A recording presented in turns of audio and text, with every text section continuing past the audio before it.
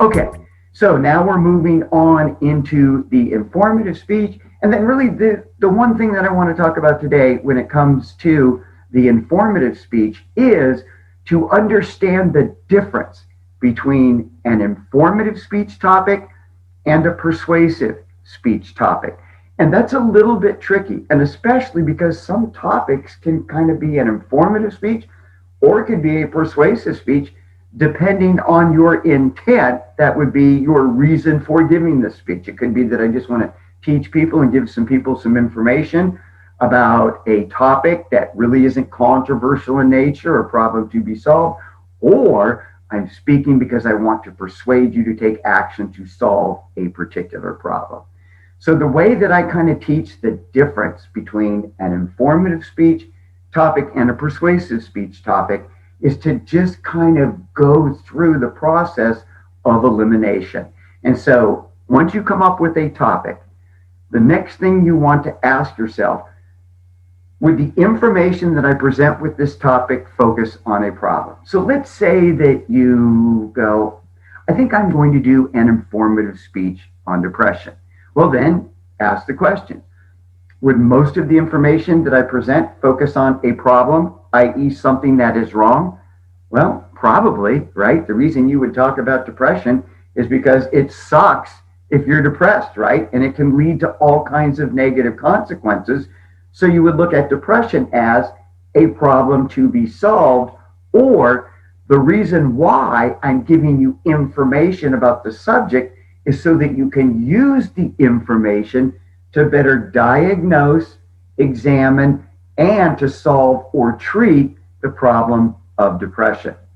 You know, even a more drastic example, let's say that you wanted to do a speech on why people shouldn't drive drunk, right? Well, does that focus on a problem to be solved? Yeah. Look, if a consequence of the topic is that people die, then it's not a good topic for an informative speech. It's a problem to be solved. And then the other thing to consider is sometimes you might have a topic and it's not necessarily a problem to be solved yet, but it's on an issue of controversy. In fact, some of you, just off the brainstorming list that you guys submitted, like topics like human trafficking. Well, is that a problem to be solved? Yeah, so it works better as a persuasive speech. The Second Amendment and gun control. Well, that's really an issue of controversy in the sense that some people are for it, some people are against it. So that works better as a persuasive speech.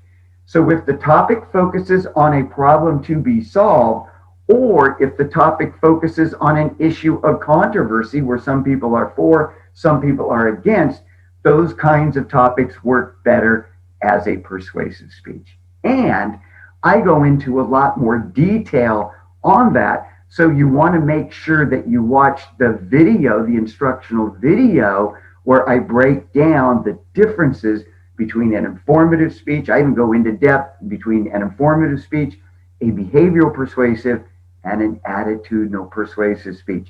And the reason why it's important that I understand the difference is because I will use a different outline format for each of those different kinds of speeches. So it's important that we understand the difference. So let's go ahead and go to the modules now. I want to show you exactly where you can find that video. You want to make sure that you watch that instructional video before you turn in your topic proposal for the informative speech. Let's go ahead and check that out now. All right, so let's take a look at the informative speech module. That's the module that you're working on this week and next week. So here you see all of the information available, and please make sure you read all the information and watch all the instructional videos. You know, really, I've noticed since we've been teaching online, you basically have two kinds of students. You have the students that are really hungry to learn, so they read all the material, right? They watch all the instructional videos. They get all of the information. And those students typically do really well on the assignments because they have all of the information that they need to be successful. Then you have the second group of students.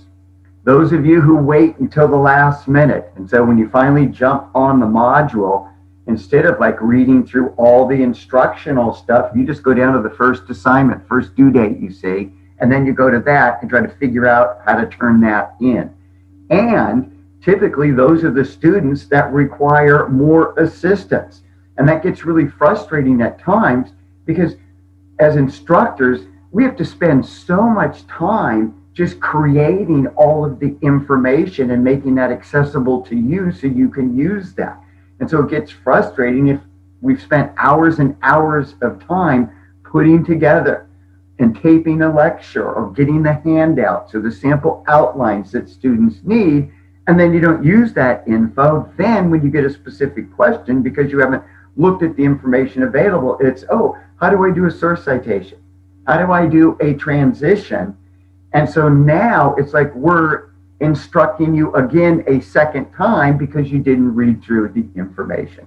So please, to be successful, if you're going to take a class online, you've got to make sure that you're responsible for reading all of the information, watching all of the instructional videos, so you have all of the information at your disposal in order to be successful. All right.